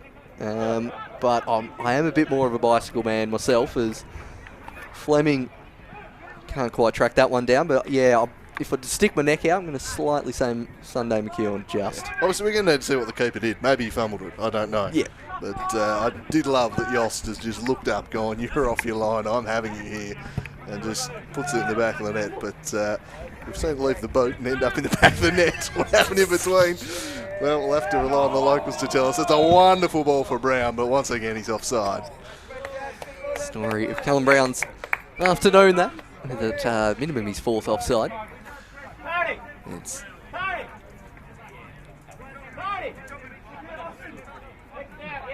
They'll eventually take the free kick. Will City. But yeah, I do think that will be in the running, and obviously it all depends if it's a fan vote again. We know how they can often sway some goal of the year contenders. There's Ridgard now up against Farrell. He just falls over the ball in the end. That was the Englishman. Now Declan Brown gets his head up. Spies the run of his brother, but Johnson whacking that one clear. Callum Brown onside this time. Declan getting his head up, wants to have a shot, does Declan Brown, but that one harmlessly wide for a goal kick.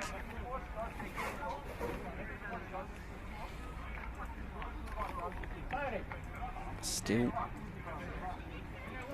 just the 1-0 advantage to the Glenorchy Knights at KG5, so Riverside potentially still in with a chance of causing a bit of an upset, as they will make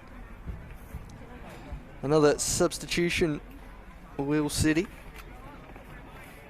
coming on 7, Stefan Tentari. And did you get who that was coming off? No. No, neither. Another youngster in Tantari will be given a chance here. 4-0 the score. A whole lot to be salvaged out of this from City. A late consolation marker, perhaps. As they play this one from the back and play themselves into trouble. Inviting danger. Mearns unable to make them pay. Millington working back. They'll go again through Mason Gardner. The time to assess his options, and then just sends it down the line for Fleming. Surrounded by blue shirts, however. And then cleared away by Vandermeer. Yost scrapping away with Linger.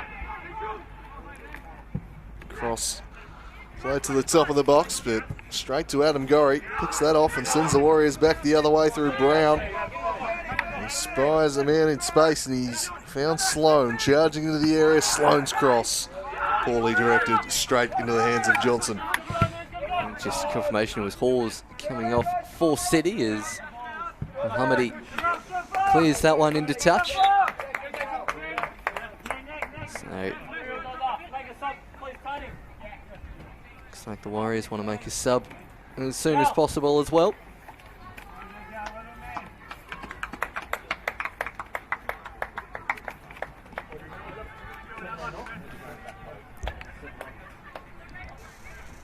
Coming off is Callum Brown. So after missing that goal and having a few offsides, comes off the pitch is Callum Brown.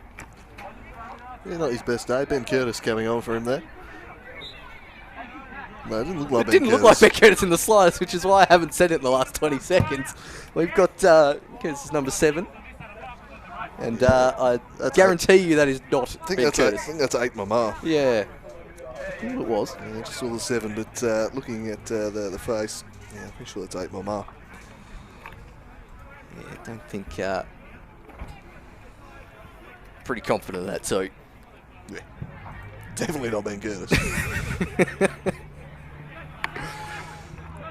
There's Gerard trying to turn away from Declan Brown. Sloan to one side. Goes in that direction. He'll keep it in, Will Sloan. Gorry bombing on, just about keeping it in. Mawarabu nearly getting there for a double. Gerard charged down. Mearns, one of the rare missed first touches of Mearns, and then clips Thorne, and this could be a talking to or a slice of cheese for Mearns, and it will be a slice of cheese.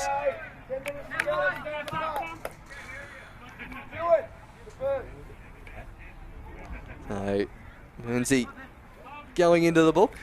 First slice of cheese for the game, I think. Yeah, first booking.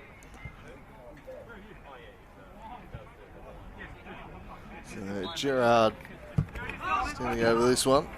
Sends it wide for Mohammadi. Down the line for Fleming. Fleming's cross is a good one. It doesn't clear the penalty box. Charlie Dyer can't get his shot through. The massive bodies back there for the Warriors. Morabu will take it away. Here's Yost. Will he look up and shoot? Sends it out wide. For Sloan, back to Yost, and Mearns will switch the play up. What? The substitute is Baddeley? Who's Yeah, I think that is Baddeley, because Amamar's a bit shorter. Have a close up there, Stefano. Saving on it, mate. Of course, he has to go to the far side of the ground as well. It's, yeah, it's definitely not Ben Curtis, and now I'm pretty sure Amamar's a bit shorter. Yeah, but Baddeley, I think we've nailed it down to. Yep. 4-0 the score, Olympia. We've done it pretty comfortably here this afternoon, and there'll be a big confidence booster for the Lacka Seljuk Cup semi-final matchup with this City side. They'll feel they've got their number. They've done it very, very easily here this afternoon. And it's going to take quite the turnaround. I suppose City have got Noah Mees they can throw back in there.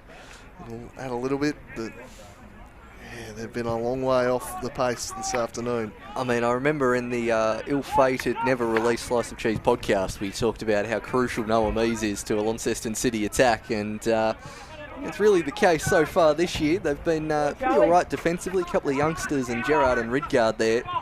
Defence not too bad. Obviously could be a little better as that clearance is not the greatest and nearly sets in. That's surely a foul. Advantage allowed to pay, and he's just about claimed it there, has Randall. And plenty of commotion there, but Randall has just about bailed himself out there after that loose clearance. And now Warabu trying to glide through the City attack. Eventually, Olympia get their foot back on it. And that one will fall harmlessly to Johnson. Randall making a good recovery save there. Yeah, he did well to stop Dyer there at the follow-up. Very easily have hit the back of the net there, Charlie Dyer, not to be. Good save from Randall, hasn't been overly tested here this afternoon, but has done what he's needed to well enough, and sitting on that clean sheet. I'm sure he'll be keen for it to stay that way. Certainly want to head back down the highway having not conceded one. Always a confidence boost for the keeper. Got about 10 minutes to go in this one. Been a fairly clinical performance from the Warriors. They'll temporarily at least jump up into third place ahead of the Lions in South Hobart later, although that one's just 15 minutes away following this one. Be a good battle down at Lightwood Park tonight, I think, between those two sides. Chinking inside is Tentari, but Mearns comfortably collecting that one. Yost letting that one run. Declan Brown opting to pass rather than shoot. Now, Baddeley has a couple of options in the box, but Linger uses his body well. Still full of running is Jared Linger, and that one will take a deflection and go out of play. Knights still 1-0 up, I believe, and for the Northern Championship top of the table clash, Devonport in front of Northern Rangers. There's Gardner. Heaves that one forward. A very big day at Devonport, especially if Riverside were to snag a late one at KG5. The real scenes at the Valley Road change rooms, and we've seen some scenes up there in recent years. Thinking flares on top of cars in the middle of the night. They know how to celebrate a win, and they've had plenty to celebrate in recent years, the Strikers. They look like they're going to have the three-peat, and 4 in 5 seasons. It's been incredible run of dominance for them. The Warriors won the title back in 2015. They won a Seljuk Cup in the period since, and they'll be hoping they can win a second one this year. They'll play Launceston City on the 31st. I suppose 2-1 was the result when they met at Warrior Park earlier in the year. Perhaps we've often said that the surface doesn't really suit the way the Warriors want to play, so maybe the home ground advantage won't be such an advantage in that semi, but based on what we've seen today, they've looked a vastly stronger side, the Warriors. Well, they might be able to pull one back here. It's Samuel Redgard, and it's nicely defended by Moscow Giannis. Redgard trying to weave his way through the defence there. He'll now take the corner right into the sun. There's that one going century. Good header there from Gerard, but off target. Rising high amongst the Warriors' defence. Randall will come across, and see Warriors looking forward to that Seljuk Cup clash. Also a huge match out at Warrior Park tomorrow in the Women's Super League. Olympia Warriors up against the Clarence Zebras. Yeah, we'll have that one for you. Big day, that one. Not missing that. What's your tip on that one, Paul? It's a huge game. Obviously, the Warriors have looked the better team both times they've met this year, but split the meetings 1 apiece. Is it going to be the Warriors, or is it going to be more late season heartbreak at the hands of a Zebras team? Yeah, obviously at the last game of the season last year, Zebras coming out victorious and winning the league. And look, I do think the tighter confines of Warrior Park suits a Chris Hay well set outside. Warriors, obviously they did manage to break them down for the 1-0 victory last time, but I genuinely think it is a toss of a coin game. I don't mean to sit on the fence, I usually try not to, but I have not got the first clue who's going to win that. I think it's going to be an enthralling matchup, and where the Warriors will maybe even at some point maybe play for the draw. Obviously that still works slightly in their favour, with Zebras dropping points up at Ulverston earlier in the year. And I think that'll mean Zebras have to throw the kitchen sink at them at some point. And I think that'll lead to a pretty gripping contest, but I am not sticking my neck out the line on this one. Fair enough. Fair enough, sir. Not got a clue. Save that one for tomorrow, but yeah, should be a great game. Do tune into that one tomorrow afternoon. Should be a cracking contest with Super League title more or less on the line. I mean, obviously some other stuff could happen in the final 2 weeks, but just the one game all year, which was the Cleberers away to Ulverston, where either of those sides have dropped points. So whoever wins will be in the box seat, even though technically if Clarence Zebras win, they'll still be in second place. But the game in hand worth more in that league than in most. So I think certainly tomorrow is where it'll be settled. But this contest has long since been settled in favour of the Warriors. 4-0 the score here. City have had a bit of a threat about them in the second half, but never really looked so much like working their way back in, and Randall is just really wasting the time here. He's just eating up the seconds, and didn't mind it from him. Mearns. Oscar Giannis. Back to Randall. Most accommodating surface for keepers at all times, the Buckley Park box. as Yost brings it down. And then swings it over the top beautifully to Adam Gorry. Great stuff again from Yost. Gorry driving inside, got past a few, kept on going. It's Adam Gorry. Skews it well wide off the mark in the end. Just got a little bit excited once he got past Gerard as well there. Thought, well, might as well go for an incredible solo goal. He really did want that, but again, probably wasn't on his right peg there, Adam Gorry.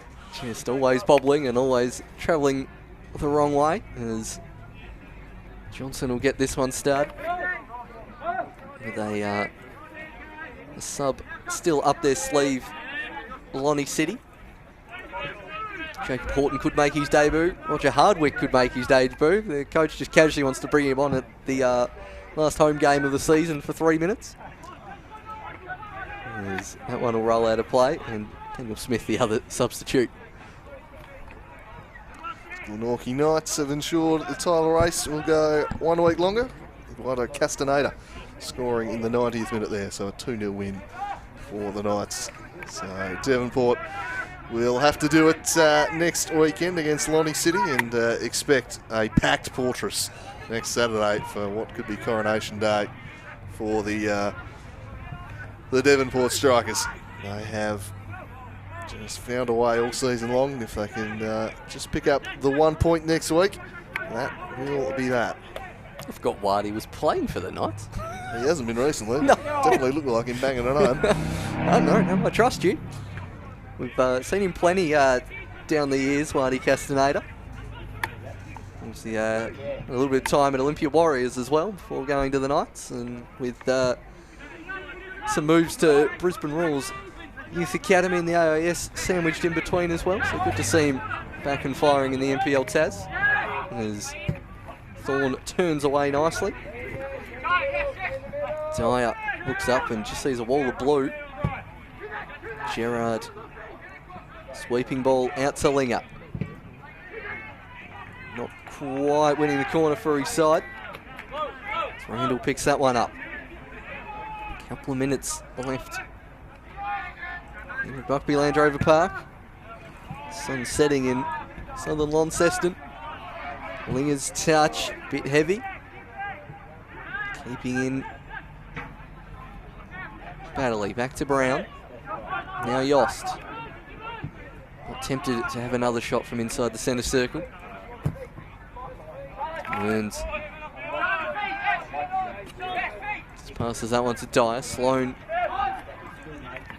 getting to press. Now Tentari. And towards Rickard. Setting Fleming a task, and he keeps it in but then falls flat on his backside. It is young Fleming. Randall, I expect, to ings a few more seconds off the clock. And in fact, they've just taken one of the more nonchalant goal kicks I've seen so far this season. As the Golden Boot leader, Alex Walter, has just opened the floodgates late down at KG5. 3-0 now for Knights. So he scores his 12th of the year. Looks like he's pretty well wrapped up the Golden Boot. It doesn't change a whole lot. It all comes down to next Saturday. Just a point required for the Devonport Strikers against Launceston City, who off today's showing are going to need to be big improvers if we are going to have a final day decider. I think the chances of that largely evaporated last Saturday with Devonport's late rally there, combined with South Hobart holding the Knights. Kind of been a draw that was what City needed. More plausible. Hard to see Devonport losing at the Portress. The lads have just got the job done in the Northern Championship, wrapping up that title. Oh, Burnsy with the nutmeg. Love it. It's, yeah, very, very happy afternoon up at Valley Road. As I believe their under 18's got a win as well. So as Ridgard now with the shot. And the whistle blown. Offside given from the assistant referee. Just to finish attending their under 18's one. So only, don't actually have the final score for their women's champion team. I know it was 3-3 with about 15 minutes left. I think they lost, and Launceston United are champions Yes. of the Women's Northern Championship. I think they finished 4-3 to Northern Rangers. Our expert Northern women's football reporting to leave with 15 minutes to go in that one, so didn't quite get the final score. And Rangers coming up chops in that one. As referee Tony Pern also decides not to play too much stoppage time here at Buckby Land Rover Park.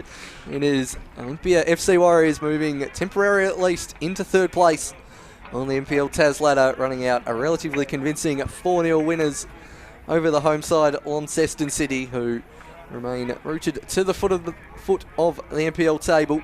Some 3 goals in the first half, and then an absolute worldie, which we promise we will get out to you as soon as possible, from Austin Yost, spotting the keeper off his line from inside the centre circle, and getting that one in the back of the net. Goals in that first half. Moaraboos as well, not to be sneezed at. 25-yard bomb, and that really saw Olympia on their way. Lonnie City with a couple of half chances, but that was about it, and it really was, Andrew, all one-way traffic for the majority of that match for the Warriors. Yeah, easily done, really. I was expecting a bit more of a contest from this one. I thought City might be tougher to break down. The Warriors have been a little bit patchy, but when they're on, and did it very easily in the end. So they'll head into that semi-final in 3 weeks' time, buoyed and filled with confidence at third place in the league as the ramifications of this result. City remain at the foot of the table, and they now are the Glenorchy Knights' last hope, really, of having a live title race. It's going to take quite the turnaround, but we'll have that for you next Saturday from Valley Road, Devonport, Lonnie City. Big game there next Saturday afternoon. But recapping this afternoon's scorelines in the NPL. Still one game to come. That'll kick off in just a couple of minutes. Kingma and South Hobart down at the Den. But it was Olympia 4-0 over Launceston City. Knights 3-0 over Riverside. And Devonport fighting back from a goal down again to beat Clarence Zebras 2-1. And now the attention turns, as we mentioned before, Paul, to the women's tomorrow. Yeah, certainly will. Big game at Warrior Park. 2:15 the kickoff there out at Warrior Park. So absolutely tune in for that. So whilst the NPL Tas title's nearly sewn up, we're going to have a huge race for that in the women's tomorrow. And I am more than looking forward to it. Do join us for that one. But for us here in the NPL coverage this afternoon, it's bye for now on a night where Olympia were far too strong for Lonnie City.